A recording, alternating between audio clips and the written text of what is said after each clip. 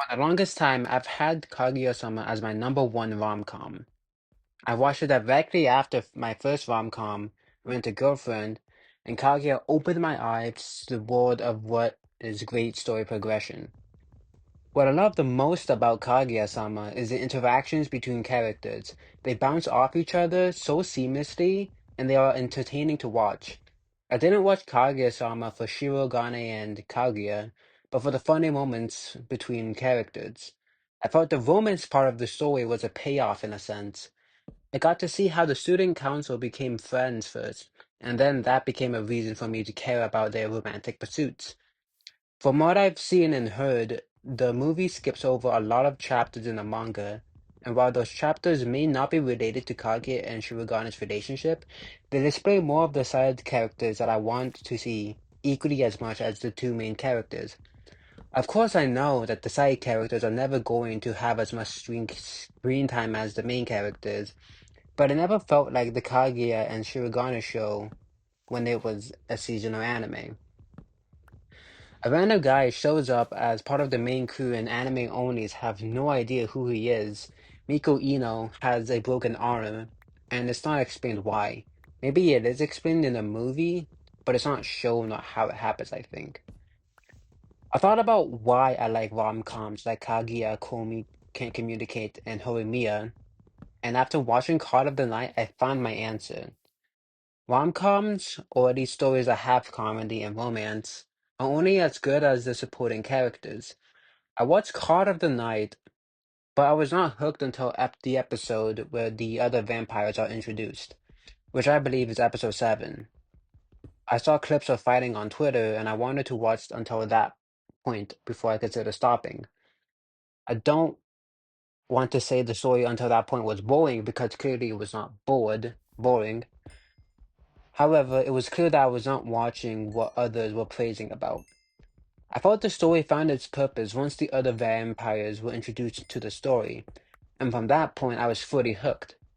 My personal favorite episode was when they worked at the maid cafe and tried to catch a peeping Tom. That episode did a good job at using the characters to the fullest. The personalities came through and the conversations they had were interesting.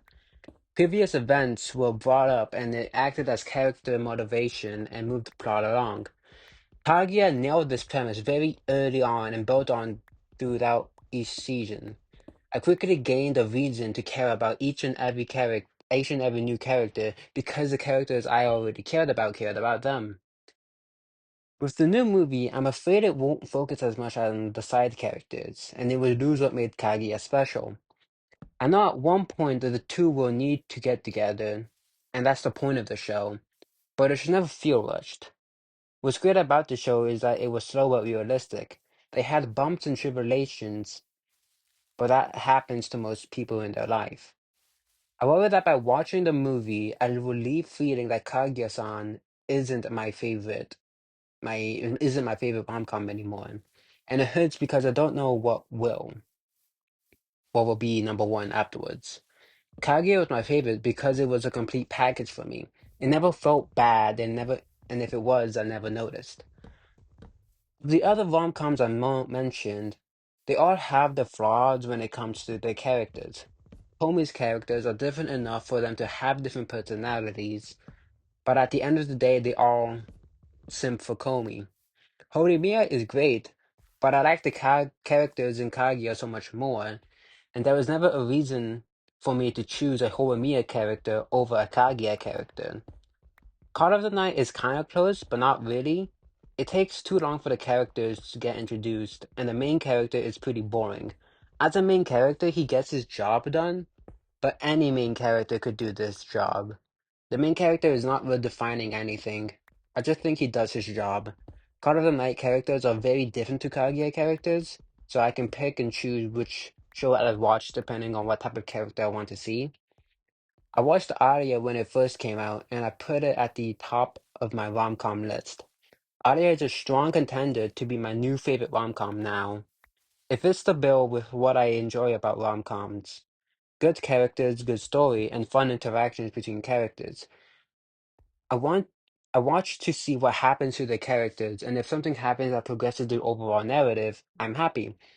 If I enjoy what happens anyway, that's a bonus. I'm sure at some point I'll watch the movie and that I'll enjoy it anyway.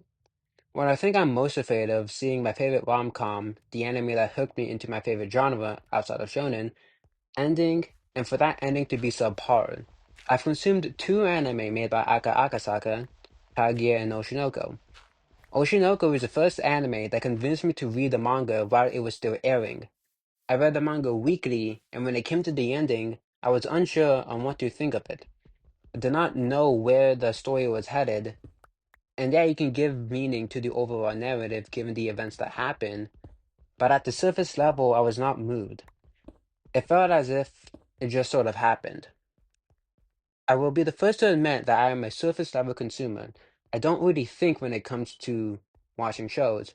If there is something that I'm really invested in, sure, I'll have thoughts and predictions. But for Oshinoko, the last bit of it was not really what I imagined it, and it felt lackluster. But of course, it's part of the course. Not everything in life is supposed to work out. At the top of my head, I can't think of any recent anime or manga that had a really good ending that was not controversial. Of course, people want their theories predictions to be correct, but if they're not, they are quick to say that their ending is better than the author's. To a degree, that can be true, but at the end of the day, you have to respect the author's decision. The worst thing an author can do is retroactively change the ending to fit what others want. Writing an ending to something that is beloved to many is super stressful, and realistically, there is no way to please everyone. Endings as a whole are weird because it's hard to imagine something that is good to be gone. This bit is more of a tangent than real condensed thoughts that I have. I really can't think of any ending to a manga anime that has received well. So, at some point I'll watch the Kaguya movie, but I'm just afraid is all. See ya.